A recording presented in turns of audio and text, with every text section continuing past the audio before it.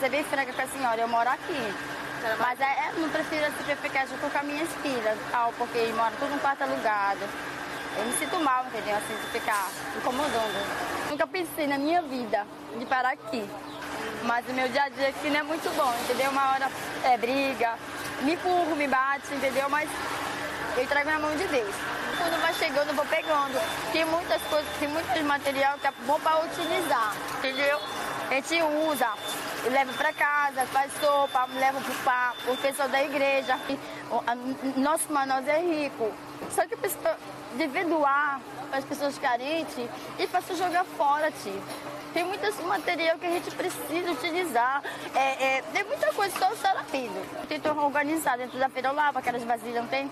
Da feira, eu deixo tudo organizado para ganhar R$25, porque ajuda também para mim pagar um quarto para mim dormir, entendeu? A senhora ganha quanto por dia?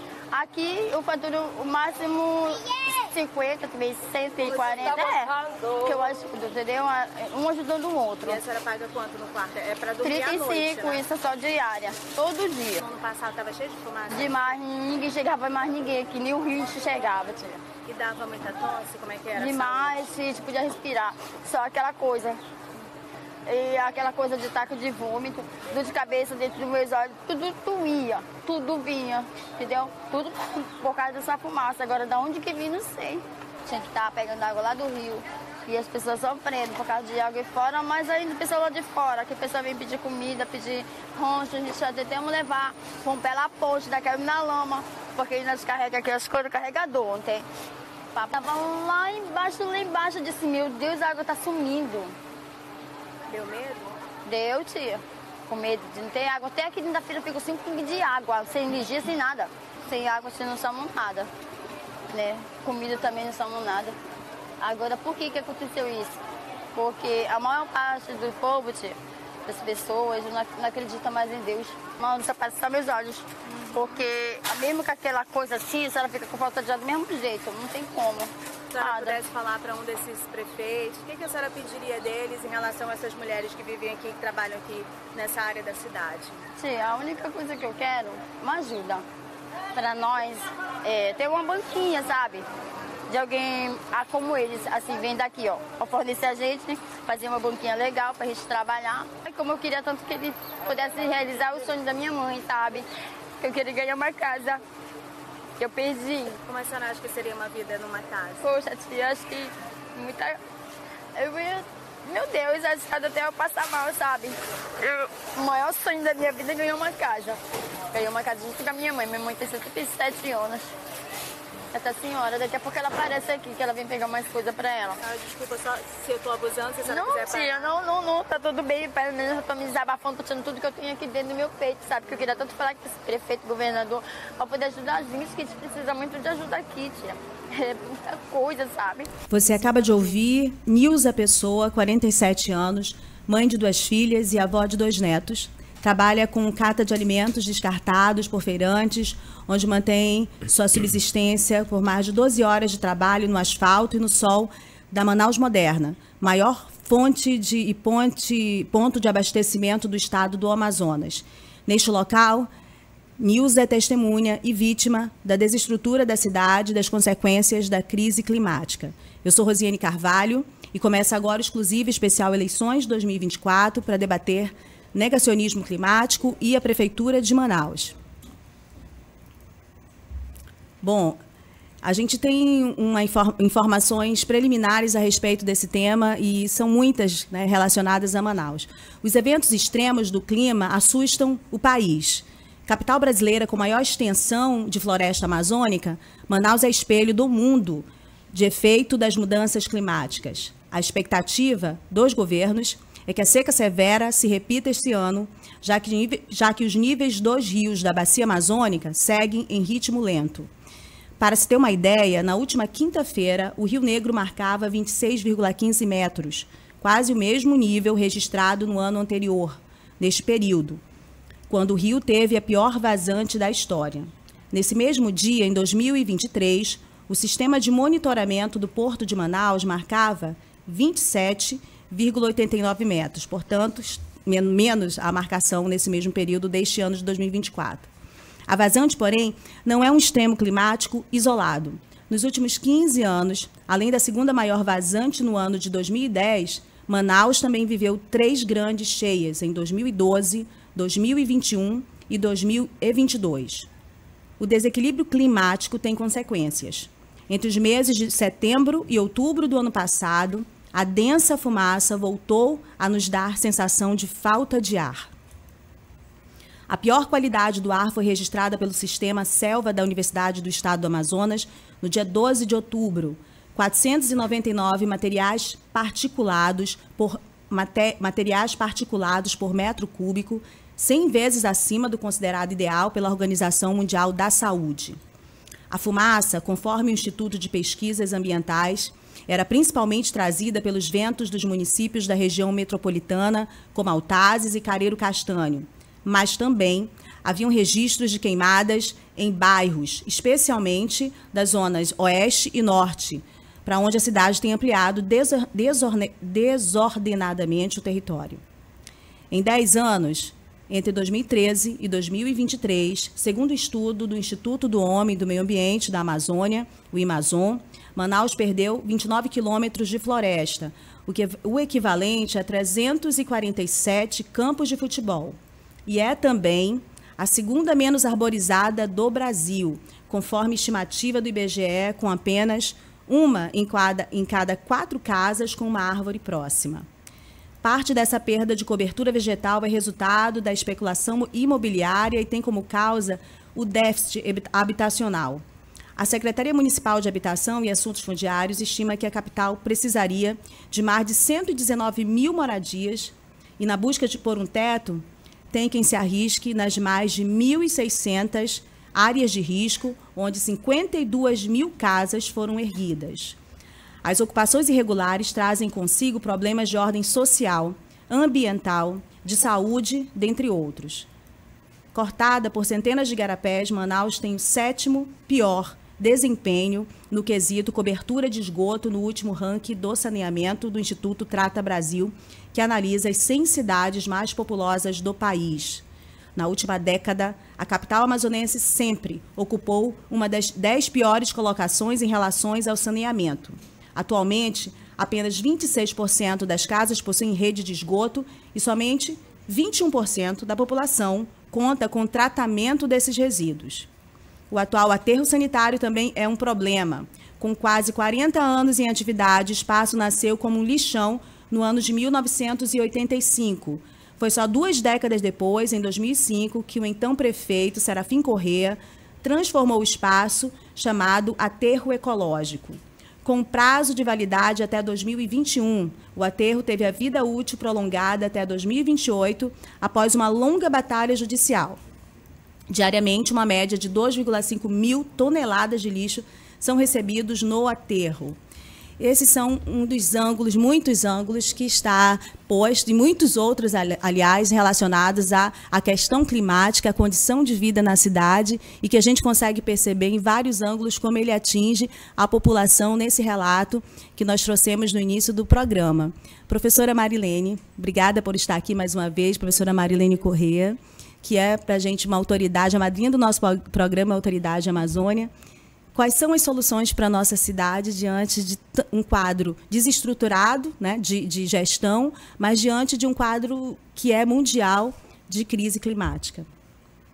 Bom, nós temos boa tarde a todos, né, cumprimentando aqui os interlocutores, deputado, enfim, Rosiane. A situação é dramática.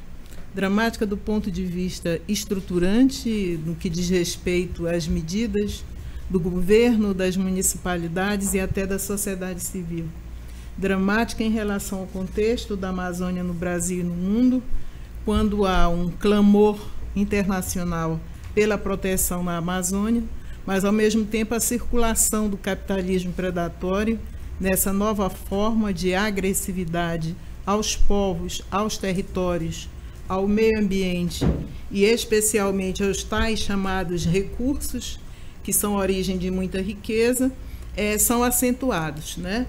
Nesse sentido, sofrem as cidades, sofrem as pessoas, não temos expectativa de preparar o país e a Amazônia para as novas gerações. Isso, no momento do caos em que nós vivemos, isso é uma utopia. Atravessamos 4 anos passados de completa desordem predatória, não é? Sobre os povos indígenas, sobre os territórios desses povos indígenas, com contaminação de mercúrio e extração mineral, uma agressividade cada vez maior às florestas, aos biomas e aos ecossistemas, e cada vez mais se acentuando esse tipo de economia predatória como força produtiva que é uma opção para as elites. Então fica muito claro, de um lado, as pessoas achando que ainda há uma proteção para quem pode mais, quando do ponto de vista planetário estamos todos, né, estamos todos no mesmo caminho da destruição. Por outro lado, as propostas pífias politicamente.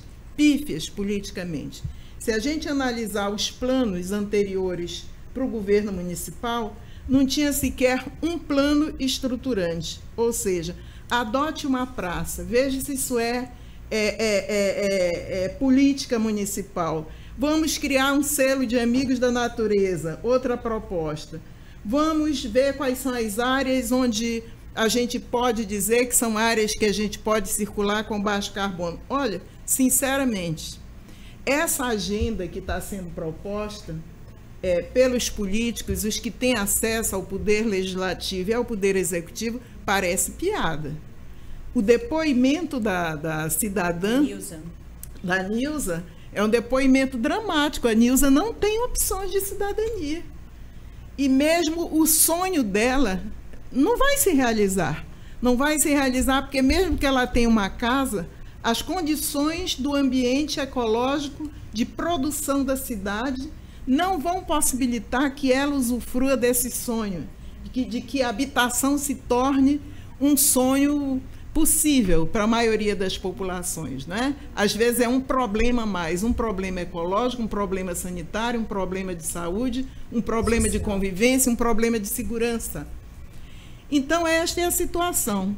Os extremos ambientais tendem a piorar, na verdade, não tem retorno, é sempre uma acentuação, seja uma década assim, um quinquênio, um ano melhor, outro ano pior, mas essa é uma tendência. E com isso tem uma tragédia de desaparecimento de grupos sociais e de povos. Geralmente, os mais afetados são aqueles que têm menos privilégios, né? Pelo menos por enquanto tem sido assim.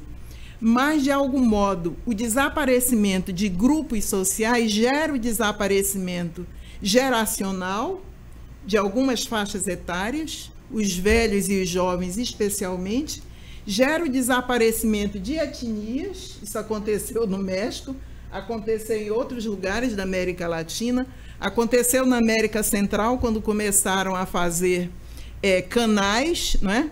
Então, vão desaparecendo parcelas significativas da humanidade, parcelas significativas das classes brasileiras e dos grupos sociais brasileiros, e eu diria que parcelas significativas da população da Amazônia. É só a gente ficar esperando para ver o que vai acontecer, né? No mau sentido, ficar esperando, na verdade, ver a observação de uma tendência que se realiza. Então, em linhas gerais, eu acho que esse é um bom começo de problema.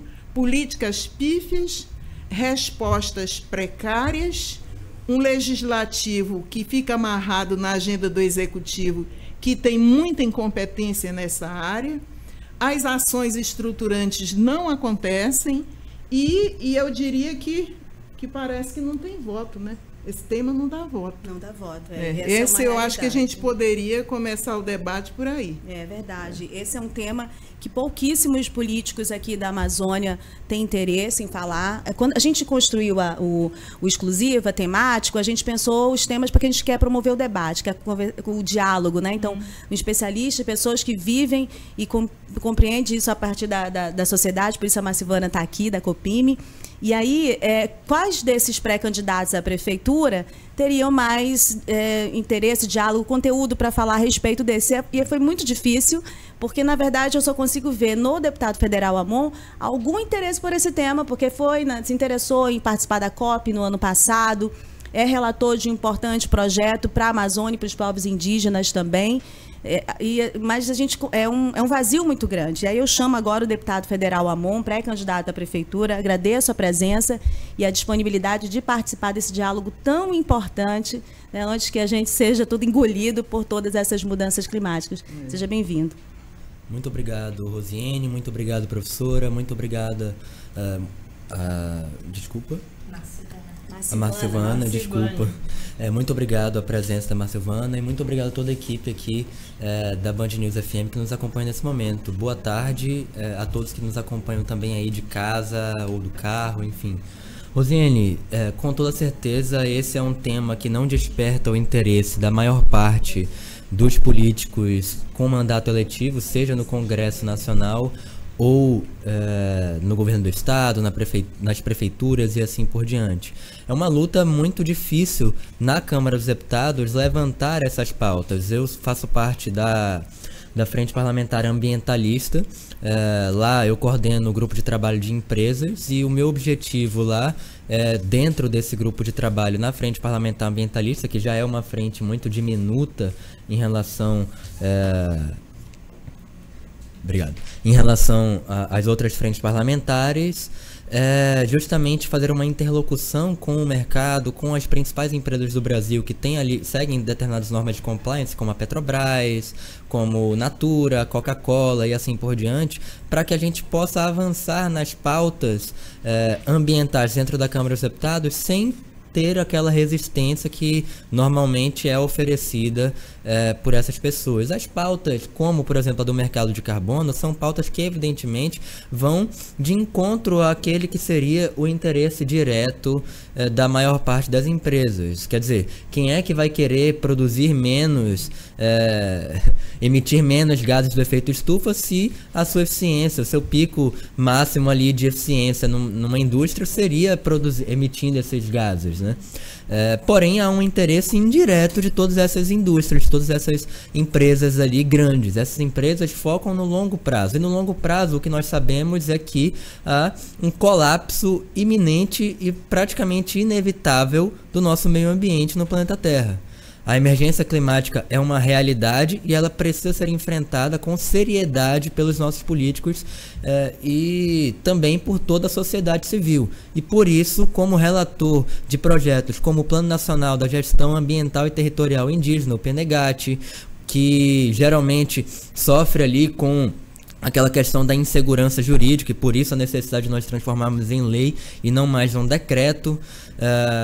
Projetos como o que nós aprovamos anteontem para punir ali os agentes públicos que se omitirem ali na fiscalização dos crimes ambientais. E a gente vê isso com muita frequência, membros ali das prefeituras, dos governos estaduais ou até como do IBAMA, do Ministério do Meio Ambiente, de diversos ministérios cooperando com garimpeiros ilegais, com quem faz ali quem invade terras públicas e desmata e assim por diante. Aí, obviamente, são atos isolados de um ou outro servidor, porém é uma prática da corrupção que acaba se alastrando na iniciativa pública. A gente viu isso nas operações da Polícia Federal que foram em cima desses órgãos. Aqui mesmo a gente teve, salvo engano, a operação, acho que o nome era Arquimedes, há alguns anos, que foi em cima do IPAAM.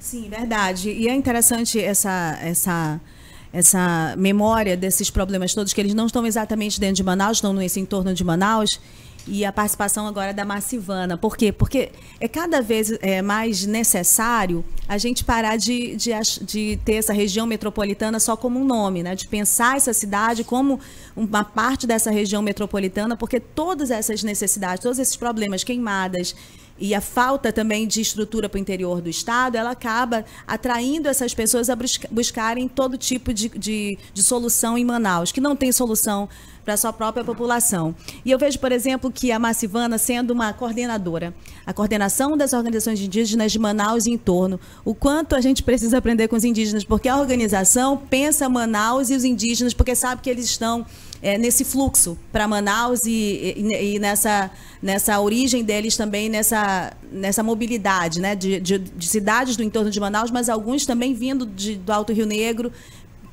parando em alguns pontos e depois sendo atraído para Manaus na expectativa de soluções para alguns problemas, né, Marcivana? Por favor, participa aqui um pouquinho com a gente, explica um pouco do seu ponto de vista de tudo que está sendo debatido. Então, boa tarde a todos e a todas. Sou Marcivana Sataré Maué. Estou em Manaus, mas venho aí do Baixo Amazonas, da região de Maués. Mas falar de Manaus é falar de uma cidade que tem uma identidade indígena, que tem uma raiz indígena, de uma presença indígena que estava muito antes do processo de ocupação do nosso território, da nossa aldeia. É falar de mais de 71 mil indígenas autodeclarados aqui nessa cidade, né? É o município do Brasil com maior população indígena. Aqui em Manaus nós somos mais de 54 povos diferentes. Somos 36 línguas maternas faladas aqui, nessa grande metrópole. Agora é lógico que é invisibilizadas, né? Tem poucas ou quase nada de políticas públicas para esses povos que vivem aqui e estão reinventando nessa dinâmica do qual nós estamos acostumados a criar, né, formas digamos, de tardar esse final de mundo que a gente está vendo aqui com as mudanças climáticas. Manaus, nós somos somos para mais de 100 organizações indígenas aqui na cidade de Manaus, uma grande aldeia pluriétnica. E ano passado, o que nós vimos durante a seca do ano passado e da fumaça, nós percebemos que as mulheres, por exemplo, estamos falando de uma população predominantemente feminina e jovem, onde as mulheres hoje, as mulheres indígenas, elas ocupam os principais espaços dentro dessas organizações. E dentro dos espaços de direito, de conselho, onde elas estão levando a pauta da população indígena, né? E também são elas as mais impactadas por essas mudanças, pela seca, pela fumaça. Me lembro que ano passado nós estivemos numa comunidade aqui próxima de Manaus, aqui no Baixo Rio Negro, comunidade Terra Preta, e o condutor do barco tinha que usar o GPS porque estava totalmente, assim, não tinha assim como que você ia chegar lá do outro lado. Então, lembro de uma professora indígena, né, o esforço dela de levar alimento para a comunidade, andando quilômetros dentro hora empurrando o barco aqui no Rio Tarumançu. O Rio Tarumançu é grande e para a gente assim é espantoso você ver aquelas águas desaparecerem, né? E os nossos velhos, houve um tempo em que eles faziam leitura dessas mudanças, né? E hoje você não faz. A gente estava numa comunidade aqui esse final de semana e nós vimos, por exemplo, ainda pontas de praia, numa época que a gente já não tem mais praia, né? Mas a gente tem algumas, eu vou dizer assim, esperança, né? A gente desenvolve alguns projetos e eu acho que são projetos assim piloto para a cidade de Manaus. Nós estávamos anteontem, na comunidade Gavião, onde nós estávamos com a Embrapa, numa oficina de fossa séptica biodigestora. É a primeira desenvolvida dentro de uma comunidade indígena e no Amazonas. Então, é você pegar aqueles dejetos e transformar em fertilizante, onde nós estamos também dentro com 3 comunidades indígenas aqui em Manaus, com a agricultura familiar e a criação de abelhas sem ferrão. E são projetos inovadores aqui na cidade. Você está falando de uma grande metrópole, como os indígenas hoje. Então, nós aprendemos com a pandemia, Rosiane, que se não morríamos da doença, nós morreríamos da fome. Daí a necessidade da gente trazer para dentro das nossas comunidades indígenas, principalmente as que estão na zona rural, formas, né, de sustentabilidade para elas. E começamos então a plantar a banana pacovã, que não é uma fruta, mas um alimento da comunidade, que você vai fritar, tomar com café, você vai fazer o mingau, vai comer, vai colocar lá no cozidão, vai colocar com o peixe. Então, a alternativa e isso foi importante no enfrentamento da própria Covid. Foi o que ajudou a comunidade a passar pela Covid, né? Porque foram comunidades que ficaram totalmente isoladas. Hoje a gente está, por exemplo, tentando construir uma mini cozinha para beneficiamento do cacau, para que a gente possa daí fazer o cacau artesanado que as nossas mulheres no passado faziam, né? Então, eu acho que para Manaus ou para a Amazônia, se a gente não ressignificar algumas questões, eu acho que não muda a realidade que a gente tem, porque a gente está meio que desacreditado em tantos projetos que chegam, mas são projetos que iniciam, né, e ficam por aí. Eu vou dar como exemplo, por exemplo, nós estamos numa comunidade indígena com a implantação de placas solares. É incrível como aqui em Manaus você tem comunidade que tem o Luz para Todos, mas você tinha escola que as crianças nunca tomaram água gelada por conta da energia que chega fraca nessas áreas. Então nós fomos para lá, para a implantação de placas solares na escola, e foi alegria das crianças beberem pela primeira vez água gelada do bebedouro, né? A comunidade gastava muito com combustível para manter o gerador os dias, semanas, que a energia, às vezes, por conta do temporal, que é muito frequente na nossa região, e aí arrebenta fios e a comunidade, às vezes, passa de semana sem ter acesso à energia, então eles tinham que usar lá a bateria lá da comunidade. Mas a gente pensava mesmo assim, né? O governo também, ele leva para comunidades esse tipo de projeto. E qual que era a diferença do projeto quando nós pensamos? Se ele não vier esses projetos, essas inovações sociais de enfrentamento a essas mudanças climáticas como alternativa, a gente acaba que deixando um problema para dentro da comunidade. E discutimos muito com a comunidade. E a comunidade disse, não basta apenas colocarmos placa. Se a gente não formar os jovens para a manutenção dessas placas. E foi feita, então, uma parceria com o IFAM. O IFAM foi para dentro da comunidade e capacitou 20 jovens na manutenção das placas. Mês passado, esses jovens que aprenderam a fazer a manutenção das placas solares foram para dentro de uma outra comunidade próxima, onde a comunidade já estava há mais de um ano com problemas na placa solar do posto de saúde da comunidade. Então, foram para lá, consertaram, fizeram a manutenção do posto de saúde, e hoje a comunidade tem acesso. Então, eu acho que não você levar essas inovações, essa tecnologia, mas você também pensar, porque ela acaba de repente depois virando um lixo para dentro da comunidade, como por exemplo já estava lá a placa solar implantada lá há mais de um ano. Isso é um dos que a gente tem nessa questão. O grande problema é que essas iniciativas elas não têm apoio, elas não estão dentro de projetos de governo, de planejamento, né? E são iniciativas ótimas no enfrentamento a essas mudanças que nós temos aqui. Porque a gente está falando de uma grande metrópole como Manaus, né? Que tem todos esses problemas e que eu acredito que seja a primeira que está impactada diante dele.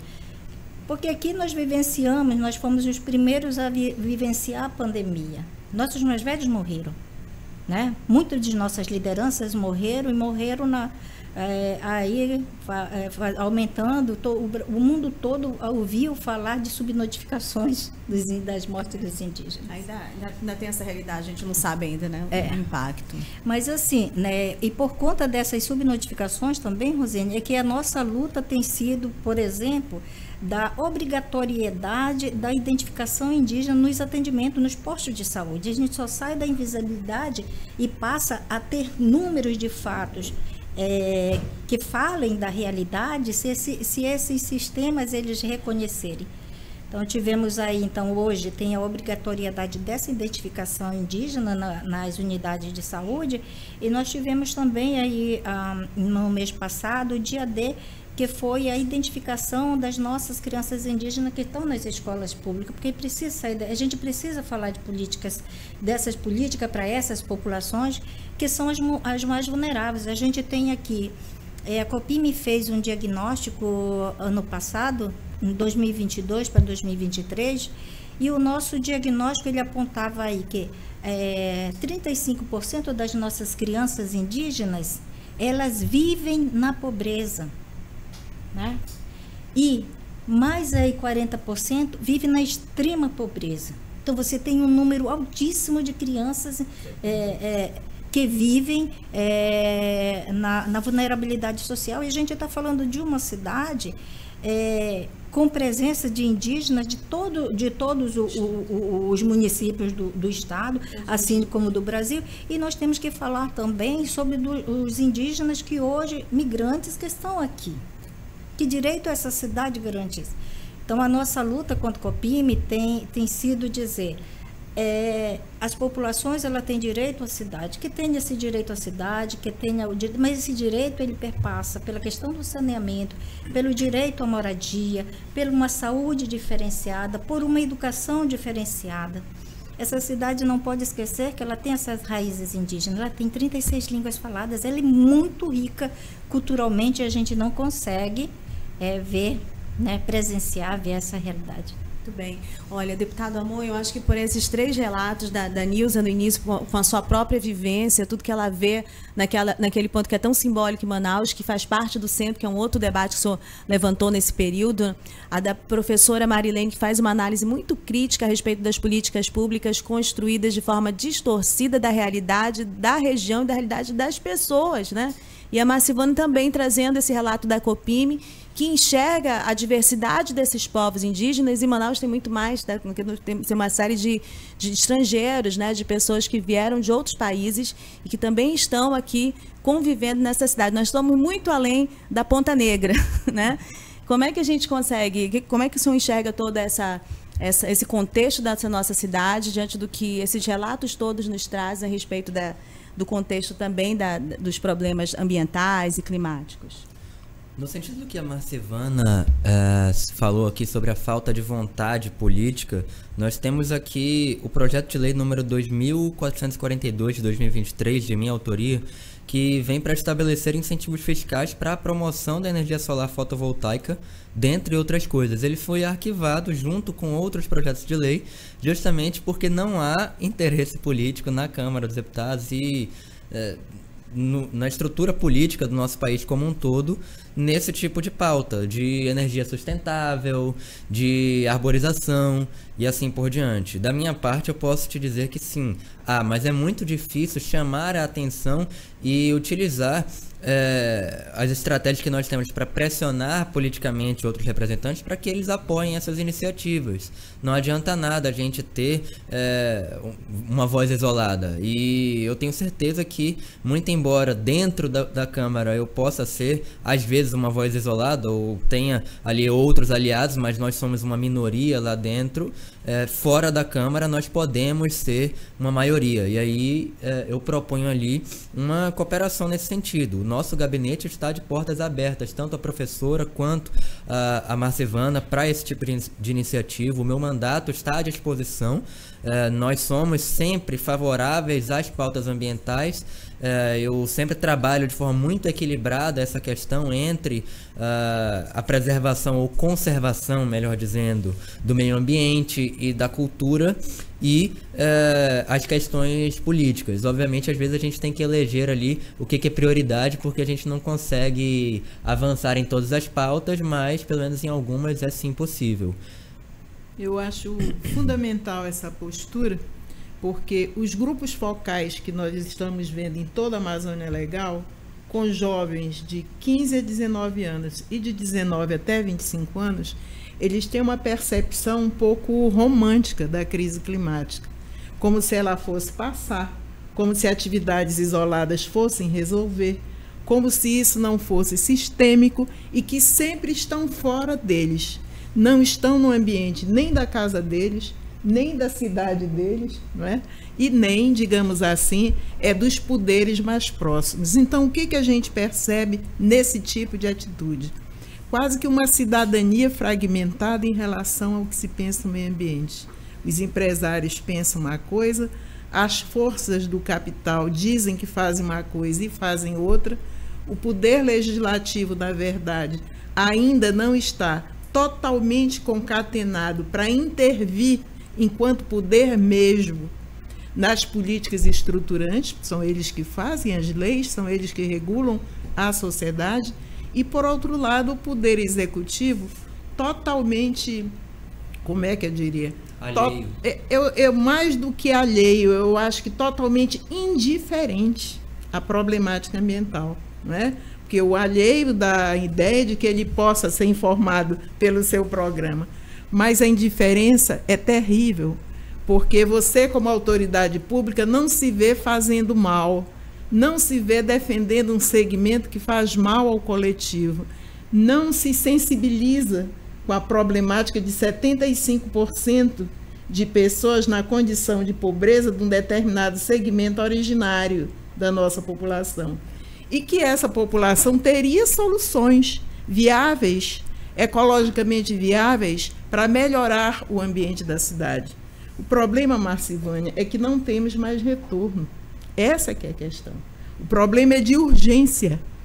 A urgência climática está posta e não tem nada a ver com terrorismo. Tem a ver com uma condição de sociedade periférica, tem a ver com uma condição de um poder desatrelado das questões estruturantes, tem a ver com um retorno, eu diria, a uma quase condição de penúria em termos de políticas ambientais, onde nós já estávamos bastante adiantados, nem que fosse do ponto de vista formal, não é? Porque você desatrela as políticas públicas, você não faz os concursos, você vê a corrupção entrando em quem deveria fiscalizar, vigiar e até punir, mas, de qualquer maneira, você vê a desordem, uma desordem institucional em relação à problemática ambiental. Aliás, ela já nasce como desordem ambiental, essa desordem cresce, há uma reação da sociedade civil, mas ela ficou paralisada em termos quantitativos e qualitativos entre os anos 80 e os anos 2000, e você vê agora uma pauperização das ideias dessa política, das políticas públicas ambientais propriamente ditas, do desejo de mudança dos nossos próprios sujeitos políticos e, de certa forma, uma impraticabilidade do exercício do governo em relação à tomada dessas medidas e à execução de prioridades. A Marcivânia falando, eu fico pensando, qual será a prioridade da emergência climática na próxima seca? Qual será da próxima enchente, por exemplo? Das chuvas aqui na cidade? Todo ano a mesma coisa? Eu posso dar 2 exemplos ali práticos do que a senhora está dizendo. No ano passado eu abri um edital de emendas parlamentares, foi a primeira vez que um deputado federal abriu um edital público, né, de emendas para o recebimento de recursos via emendas parlamentares, e dentre os eixos temáticos ali previstos para o envio de projetos nesse edital, nós tínhamos lá a questão do meio ambiente, das mudanças climáticas e também ali tanto mitigação quanto adaptação a essas mudanças climáticas, o que envolve, por exemplo, defesa civil, envolve ações para a seca ou para a cheia e assim por diante.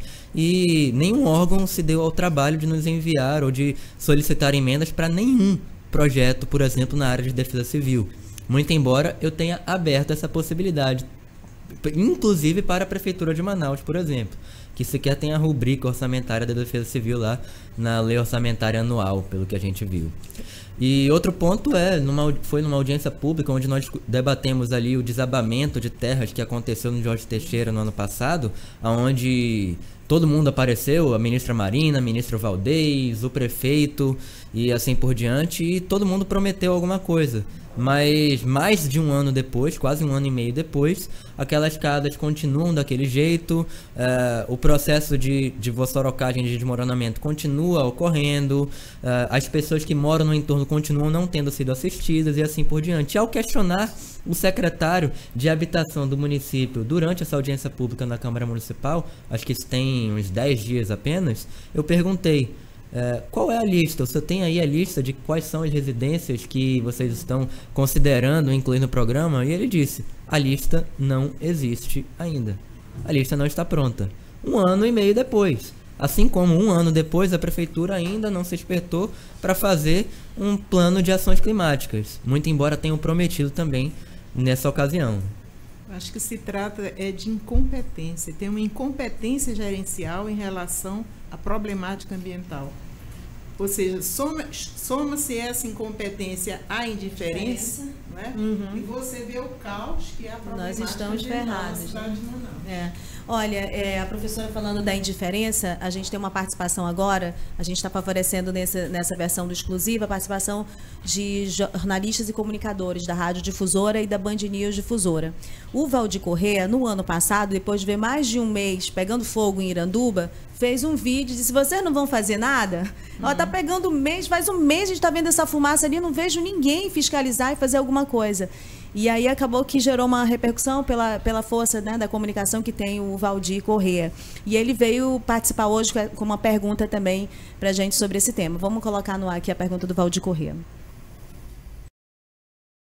Bom dia, queridos amigos, deputado Amon. O assunto é muito importante. O mundo inteiro fala a respeito de clima, mas geralmente parece que muitos aproveitam politicamente o tema para fazer uma exploração e providências não são tomadas ao longo dos anos. Eu vou recordar que recentemente eu fiz um vídeo do 20º andar da Rádio Difusora, chamando a atenção das nossas autoridades. Nós fazemos isso há quase 8 anos, mostrando as queimadas que cercam Manaus. Isso há muito tempo. E eu dizia: como é que um repórter, um radialista, vê tudo isso, filma, coloca para o mundo inteiro ver através da internet, e nenhuma autoridade sequer tomou providências? Me leva a crer que geralmente esperam que aconteça o pior para tentar mostrar serviço e às vezes usar até a caneta de maneira indevida. Por acaso, eu estou de férias em Curitiba. Neste momento eu estou no Jardim Botânico de Curitiba, que existe há 50 anos. Uma coisa linda, quer dizer, há 50 anos Curitiba se preparou. E nós vivemos dentro de uma selva. E sequer nós temos um jardim botânico. Não é falta de dinheiro, de grana. Existe. É que muitas vezes, né, amor, esse dinheiro é usado indevidamente e não se vê o lado do povo que reside na cidade, não se vê o lado da natureza. Isso é profundamente desagradável. Eu sei que me prolonguei um pouco. Na verdade, essa minha pergunta está virando até um mini comentário, mas é um desabafo, porque até hoje, amor, ninguém tomou uma providência a respeito daquilo que mais nos atinge diretamente. Todos os anos, as queimadas. Não é a primeira vez que nós falamos isso, e lamentavelmente não será a última. Mas gostaria que as autoridades pensassem mais no futuro da cidade, no futuro do povo, dos idosos, das crianças, porque nós pagamos os impostos, pagamos caro e não merecemos uma vida tão desagradável como vem acontecendo morando mesmo dentro da floresta. Então, amor, na verdade, a minha pergunta ficou tipo um seminário para a gente debater e saber, porque até hoje nenhuma providência foi tomada. Repito, estou em Curitiba, no Jardim Botânico, Manaus é a floresta e não tem Jardim Botânico. Meu abraço, muito obrigado. pergunta do Valdir eu tiro direto, né? A ineficiência é proposital, é eleitoreira, ela tem outras circunstâncias. A indústria da seca, o professor Enio Candotti falava tanto, né? Assim, espera para poder decretar a emergência. A propósito, eu estive em fevereiro em São Gabriel da Cachoeira e vi chegando lá a ajuda emergencial de setembro, água e cesta básica. E eu acho tão interessante, a mesma coisa que aconteceu na pandemia está acontecendo agora. Eles eram acusados de serem ineficientes, né? Deixou as pessoas morrerem sem oxigênio, sem tratamento, porque não tomaram as medidas preventivas. E aí, daqui a pouco, eles começaram a dar, o secretário de saúde, né, de plantão, enfim, trocaram vários, mas eles olha, vai acontecer de novo, tal mês vai aumentar e vai ter gente morrendo de novo. Eles anunciavam como se fosse uma coisa sazonal, natural, como se eles não tivessem nada a ver com isso, né? E agora, de novo, assim, agora não vamos dizer que não vimos. Vai acontecer de novo. População faz um estoque de alimento como se as pessoas não fizessem, porque senão elas já teriam morrido de fome mesmo, porque elas ficam isoladas. Deputado, por favor, agora a sua resposta para o Valdir, comente, por favor. Valdir, primeiramente, muito obrigado pelos seus comentários. Na época em que você fez esse vídeo, eu cheguei a ter acesso e o vídeo chegou até mim, eu assisti. E nessa época, como deputado federal, eu tenho algumas limitações, eu não posso executar. Então eu dei aqui o exemplo, eu não posso, por exemplo, elaborar o projeto de como devem ser utilizados os recursos que eu estou enviando para a Defesa Civil. Quem executa e quem faz esses projetos é o Poder Executivo ou a instituição do terceiro setor que vai receber os programas os recursos através de um programa ministerial. No entanto, eu concordo totalmente que faltava uma certa ação e que o Poder Executivo em todas as esferas estava omisso. Quando você fez esse vídeo, eu tomei algumas atitudes mais enérgicas para cobrar os prefeitos, o governador do estado, o presidente da República, todos os ministros e órgãos competentes, inclusive os próprios órgãos de controle, para que essa situação fosse resolvida. Um resultado prático do que nós cobramos foram os nossos requerimentos de informação aprovados na Comissão de Meio Ambiente, para perguntar lá, por exemplo, ao IBAMA, quantas pessoas ou quem foi autuado por crime ambiental nessa época. Ainda não recebemos uma resposta, mas eu já tenho uma ideia. Nós imaginamos ali que tanto o IBAMA quanto o IPAAM, os órgãos ambientais a nível estadual e federal, não atuaram da maneira devida naquela época. Tanto é que essas queimadas e o fumaceiro todo que fez com que Manaus tivesse, naquele momento, uma das piores qualidades de ar do mundo, muito embora esteja no meio da floresta amazônica, com tantas árvores, com um potencial ali para a gente ter o ar mais puro do mundo, e tivemos o pior, né?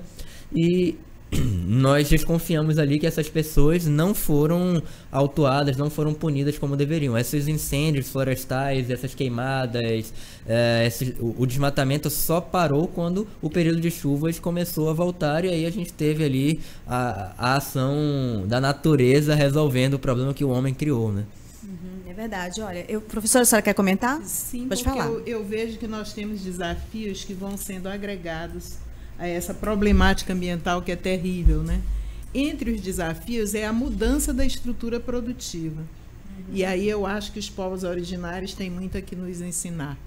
Uma outra questão dessa agenda, da mudança da reestruturação produtiva, é a questão de que atividades ecológicas sustentáveis a longo prazo podemos desenvolver para alimentar todos.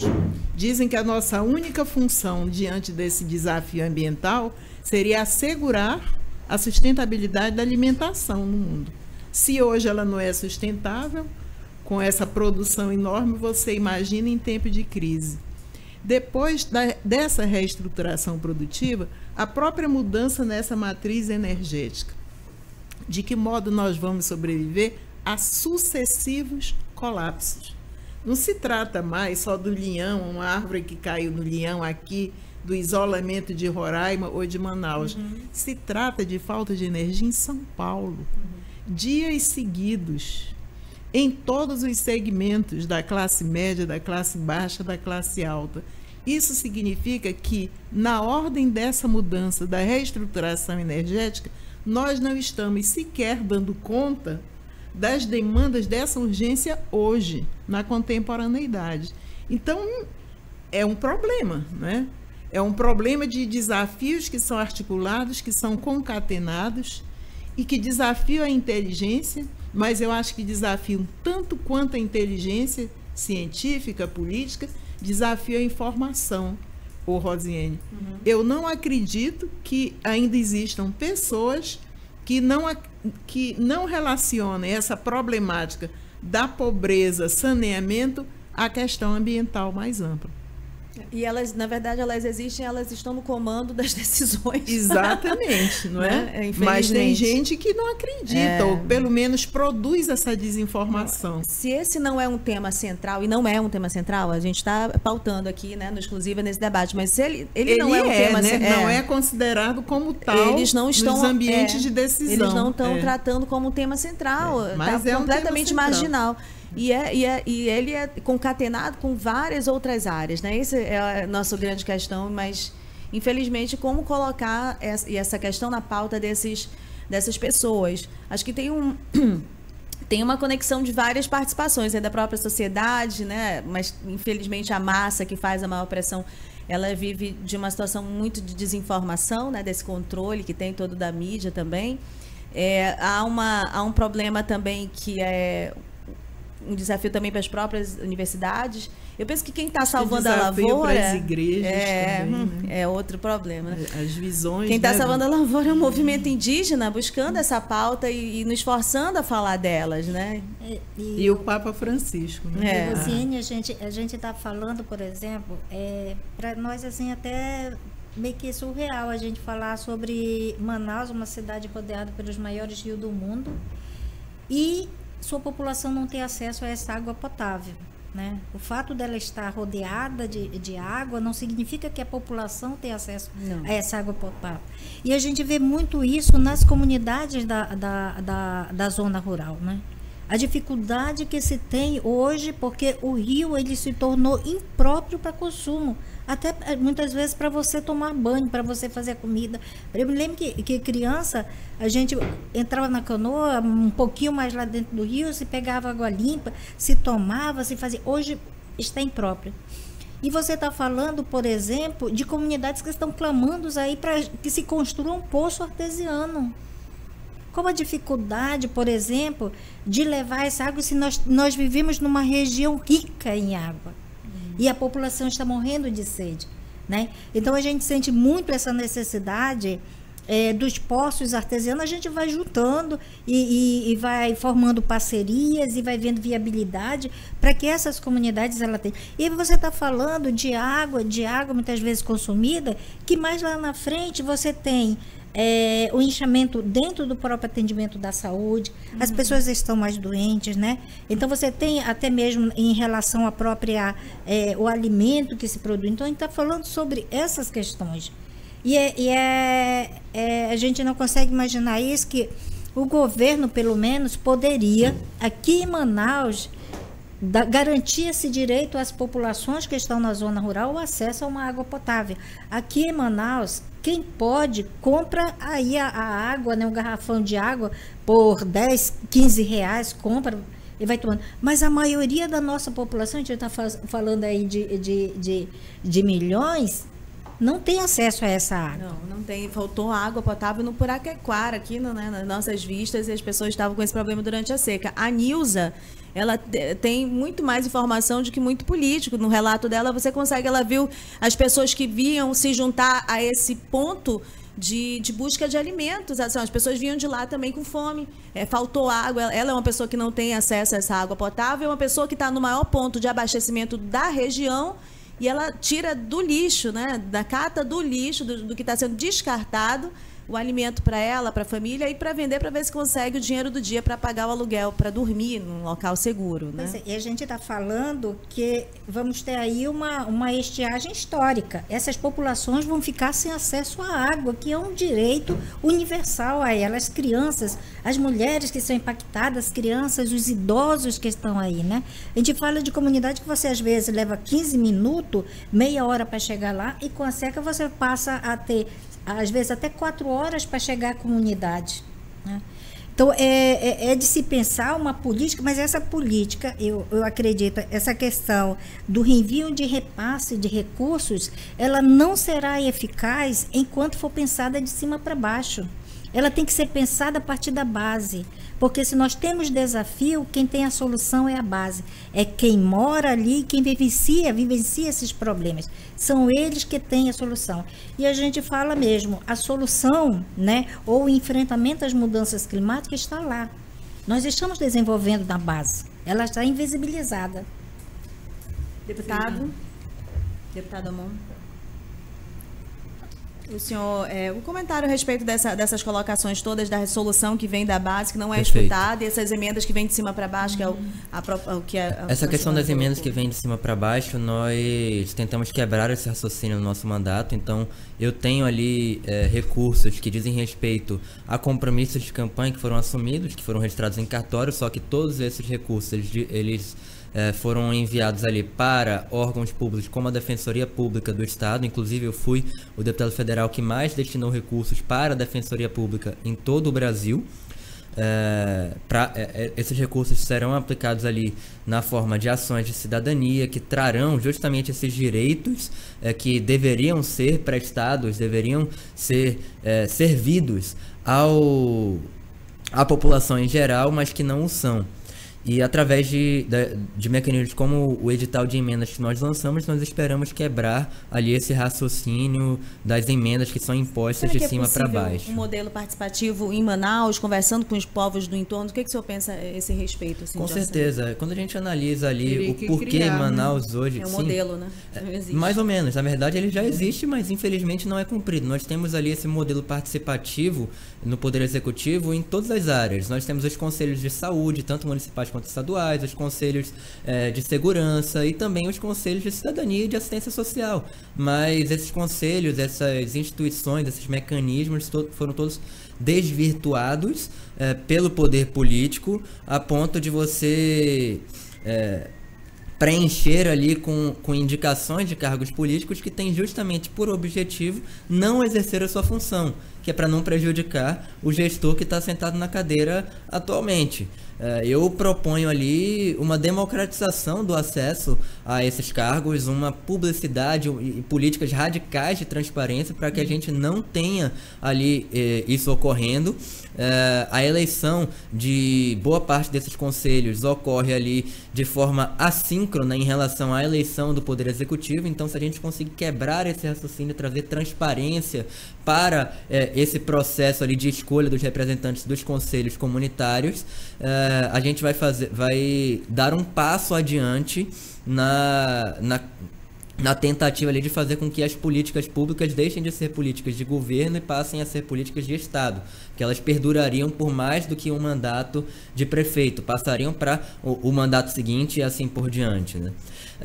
No nosso mandato nós temos ali essa tentativa, essa execução do mandato participativo e como proposta ali para um plano de governo, nós analisamos ali na parte do diagnóstico que boa parte, por exemplo, dos povos originários e dos indígenas que estão vindo para Manaus, quer dizer, o motivo para Manaus hoje ser a cidade do país que tem a maior população indígena é porque eles estão sofrendo com a falta de condições de vida em outros municípios, como por exemplo em São Gabriel da Cachoeira, onde nós temos ali a reclamação por parte das próprias organizações ligadas aos movimentos ali indígenas de violações a direitos humanos básicos, não só de acesso à água potável e comida, mas também de questões, por exemplo, do crime organizado que está assumindo funções que deveriam ser do Estado. E quando a gente tem essa omissão por parte dos gestores públicos, como a professora Marilene citou aqui ainda agora, né, falando sobre a ausência, a indiferença do poder público, do poder executivo, mas também do poder legislativo e também do judiciário, do Estado brasileiro como um todo, né?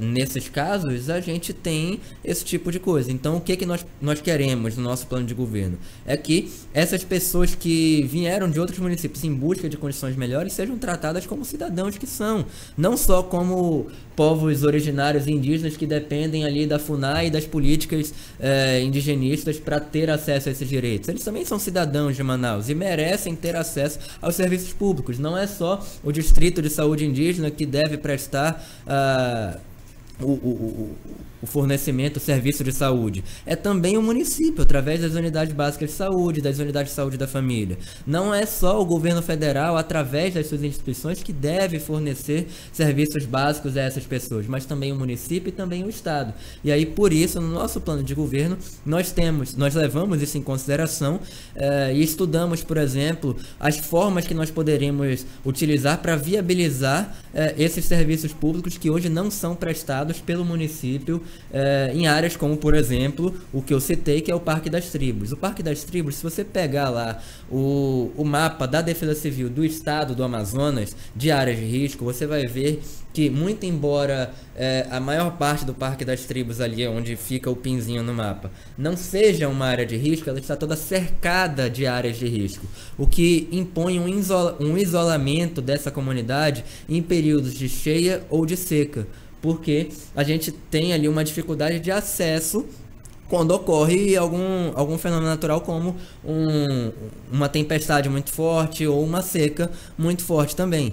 Então, a gente tem ali propostas que vão ser discutidas junto com as comunidades locais para levar esses serviços até lá, e também para que, naqueles que aceitarem, que a gente possa incluí-los ali nos programas de habitação e moradia popular e levá-los para um local onde a gente não tenha essas mesmas dificuldades. Isso, obviamente, essas soluções todas, tanto as que a gente pretende levar os serviços até lá, quanto a de inclusão e priorização dessa população nos programas de habitação e moradia popular, deverão levar em conta um diálogo mútuo entre o poder público, não só hoje eu, enquanto elemento partidário, enquanto presidente de um partido ou enquanto pré-candidato, mas posteriormente enquanto poder público, enquanto Prefeitura de Manaus, para que a gente tenha ali a solução mais adequada. É apenas com essa abordagem, eu acredito que é apenas com essa abordagem que a gente vai conseguir superar esses problemas. Hoje,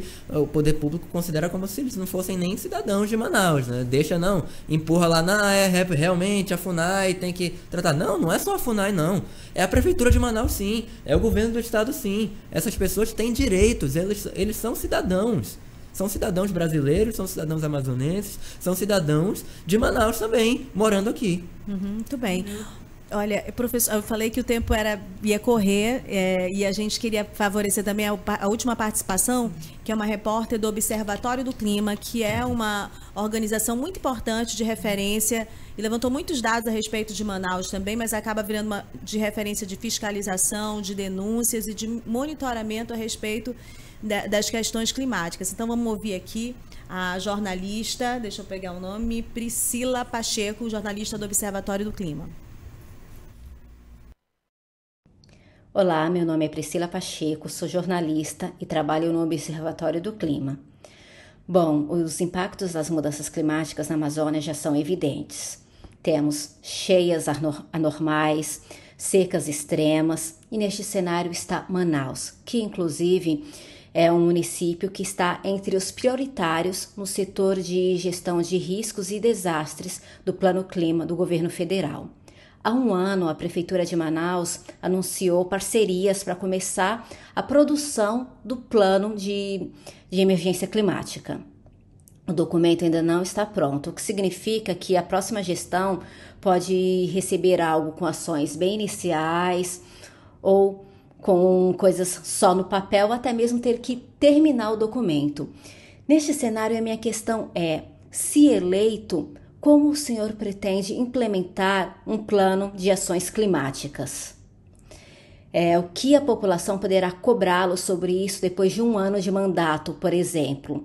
E como deve ser o diálogo com os governos estadual, federal e a sociedade civil para que esse plano ele seja efetivo neste momento de crise e emergência?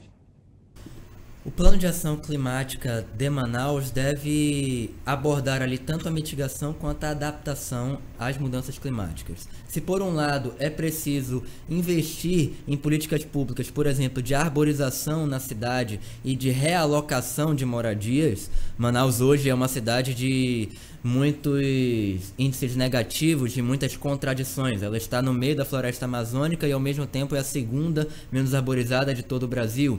Ela está no meio da floresta amazônica e ainda assim nós temos problemas como o fornecimento de água potável para a nossa população.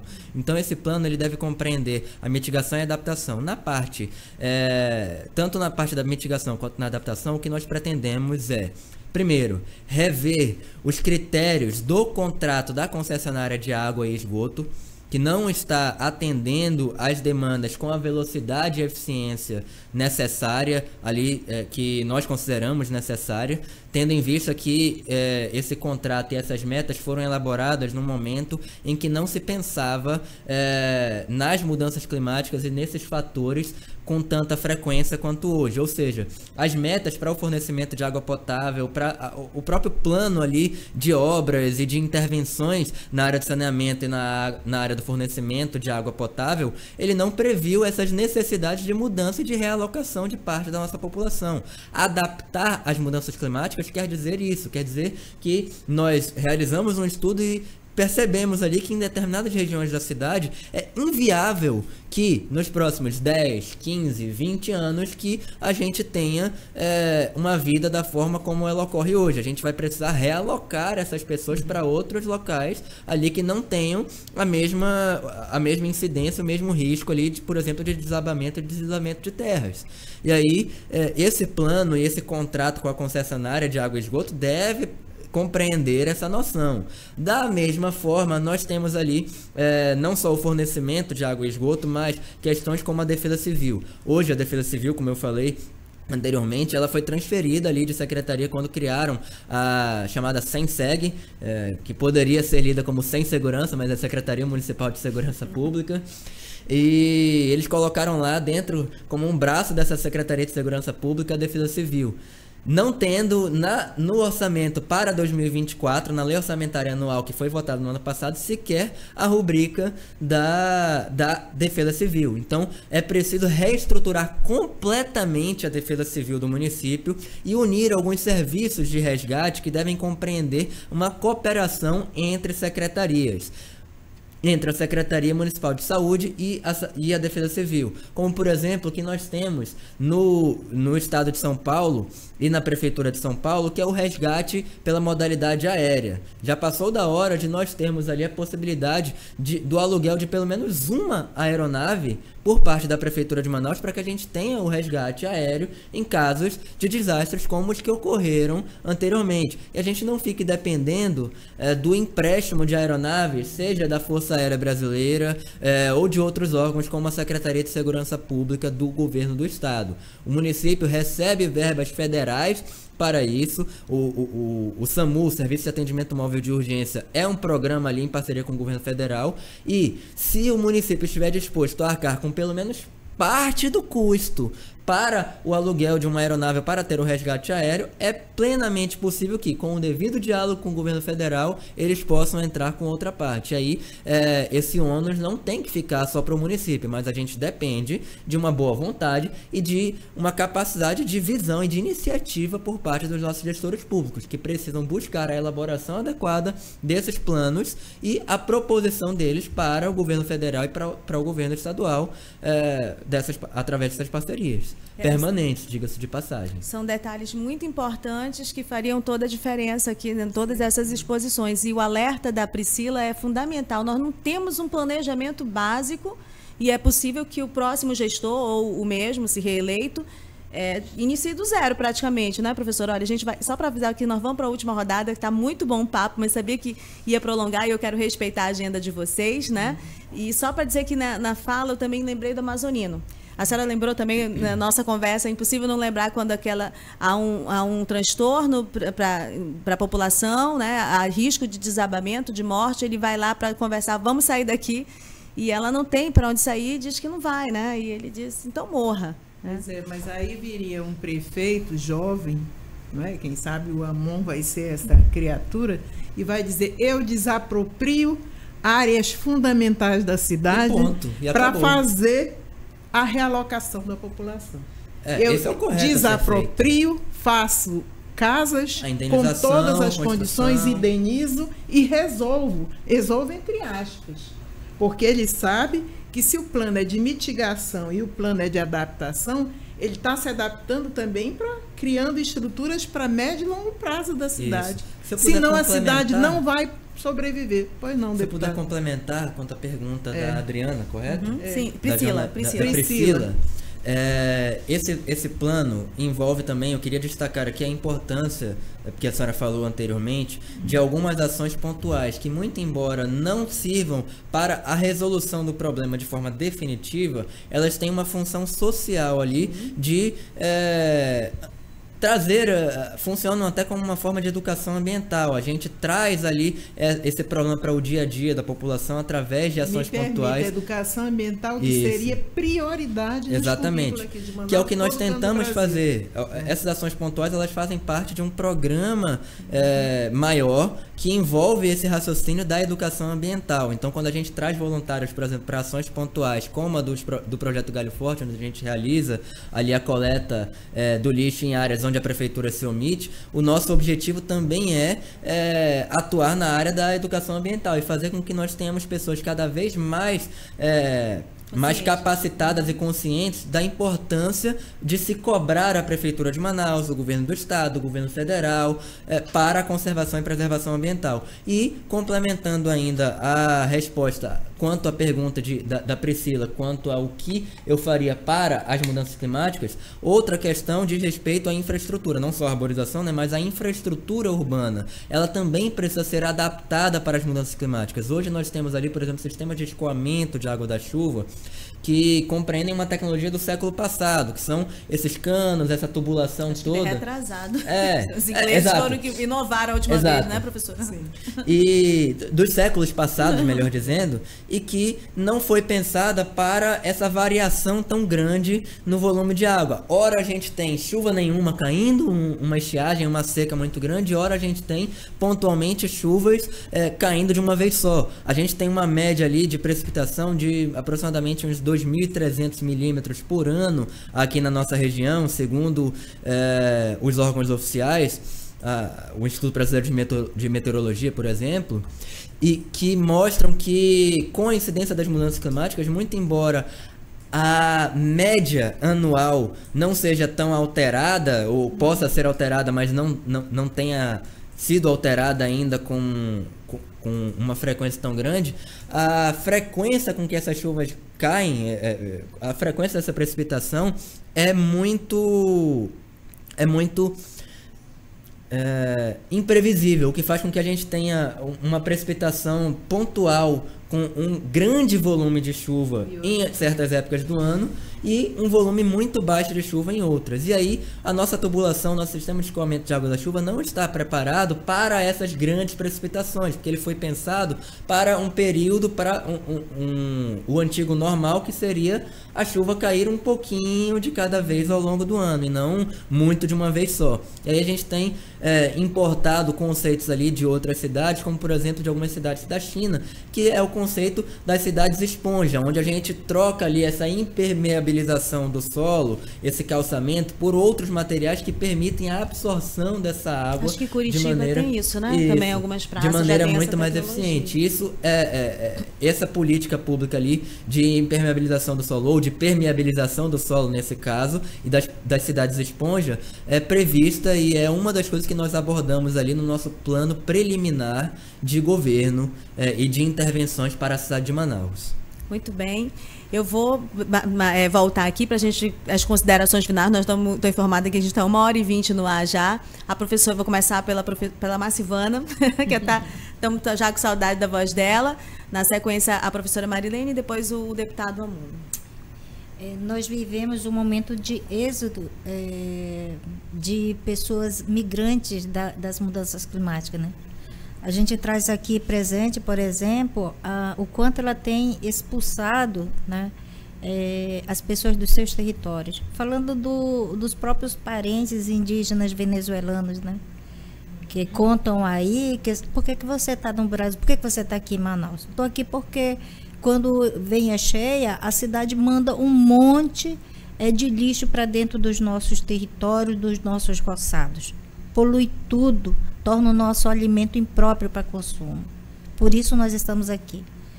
Eu acho que Manaus, a gente está vivenciando isso aqui também, né? Manaus está expulsando as populações dos seus territórios para cá. E aqui a gente está vivendo numa cidade que está inchada, né?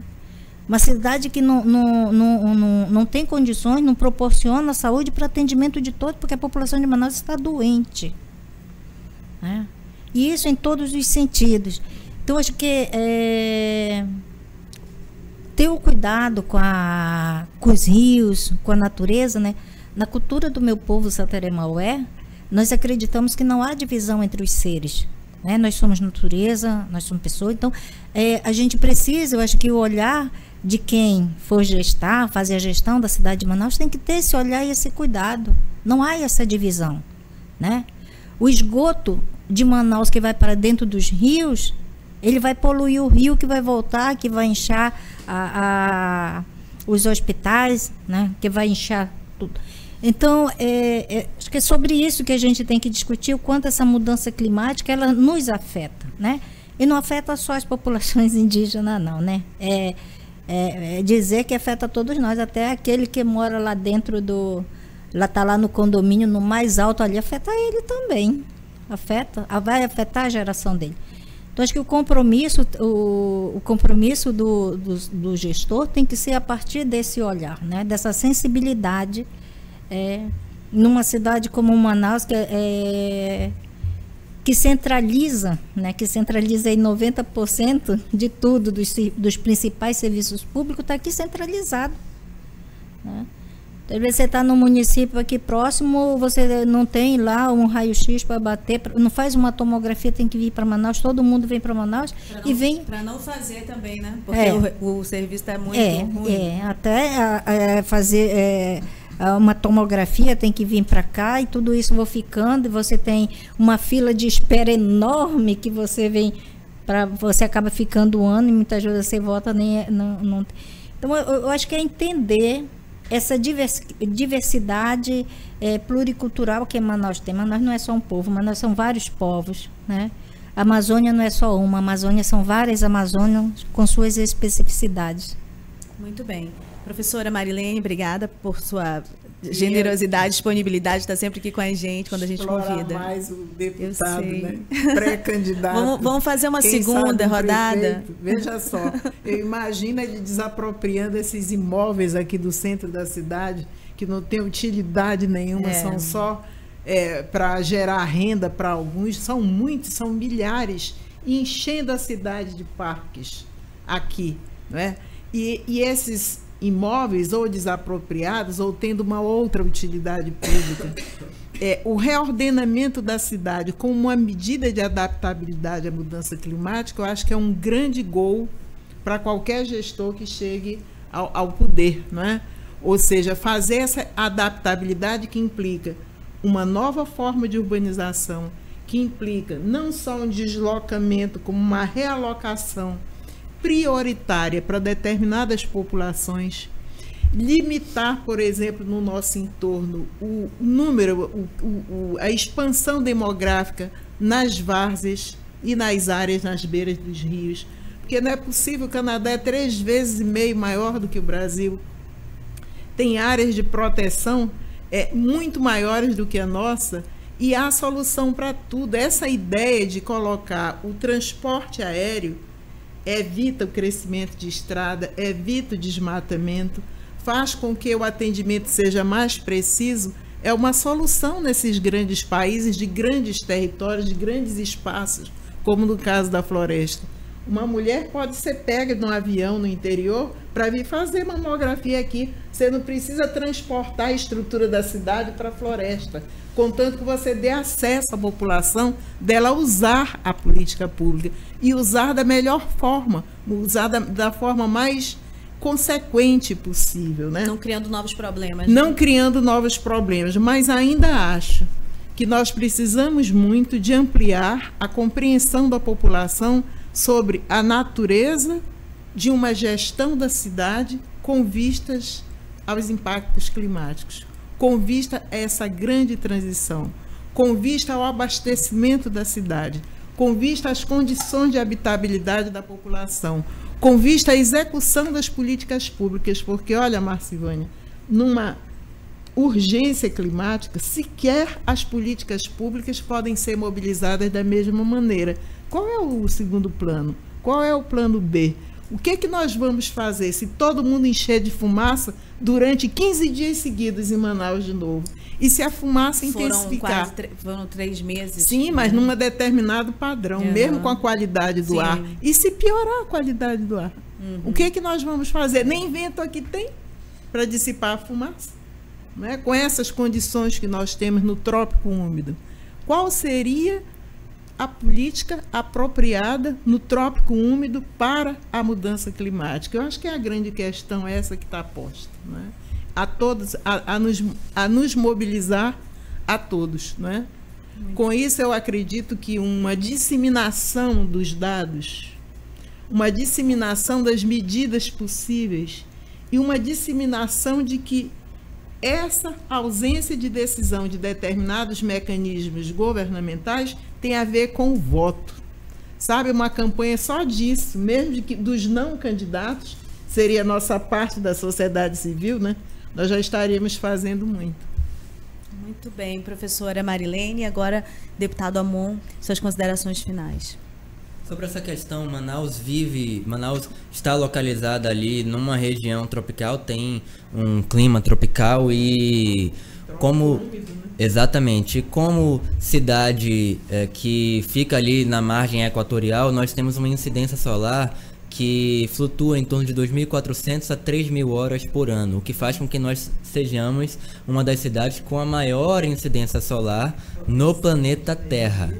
Será que investir em arborização não seria não um gasto, mas um investimento? Será que a gente não gasta mais com a incidência depois do câncer de pele e de várias outras doenças e problemas sociais associados a essa questão das ilhas de calor, por exemplo, e da incidência solar, do que a gente gastaria com a manutenção de um meio ambiente saudável que desse ali a qualidade de vida para as pessoas da cidade de Manaus viverem? É isso que nós propomos para a cidade de Manaus. Eu sou Amon, deputado federal, tenho 23 anos, pré-candidato a prefeito de Manaus. Esse é o nosso plano para a cidade de Manaus. Essas são algumas das nossas propostas e eu agradeço ao espaço aqui concedido pela rádio Band News FM e agradeço ao convite, Rosiane, e agradeço ao bom debate aqui, as duas convidadas aqui que estão conosco. Muito obrigado. Olha, eu agradeço a cada um de vocês, a Marcivana, a professora Marilene, o deputado Amon. Essa é a nossa proposta. Eu tenho de me segurar aqui nas minhas perguntas como repórter, que eu estou sempre cheia de perguntas, sempre cheia de indignação, mas a gente tenta colocar uma série de vozes, incluindo a voz da população, como a gente viu aqui colocada na nossa personagem que abriu toda essa história, que nos comoveu, e a gente vê quanto conhecimento tem. Eu sei que a professora Marilene tem uma agenda concorridíssima, que é acadêmica, que é extremamente ouvida em outros espaços, como alguém muito conhecedora da Amazônia, e para a gente é sempre um gesto de muita atenção, né, com a população e com a sociedade, quando ela aceita vir numa rádio e falar e conversar um pouquinho, colocar esses questionamentos. A Marcivana também já entendeu, o movimento indígena já entendeu que algumas soluções elas não estão vindo pela política, então eles têm uma série de agendas que vão para fora, são internacionais, mas de se disponibilizar para esse diálogo é fundamental e tem todo o nosso respeito e gratidão por estar aqui. E o deputado Amon também, né, pelo interesse, pela pauta e pelo interesse com o diálogo. Muito obrigada, viu? Bom, esse programa ele fica disponível no YouTube e eu agradeço a todo mundo que acompanhou até aqui. Até a próxima.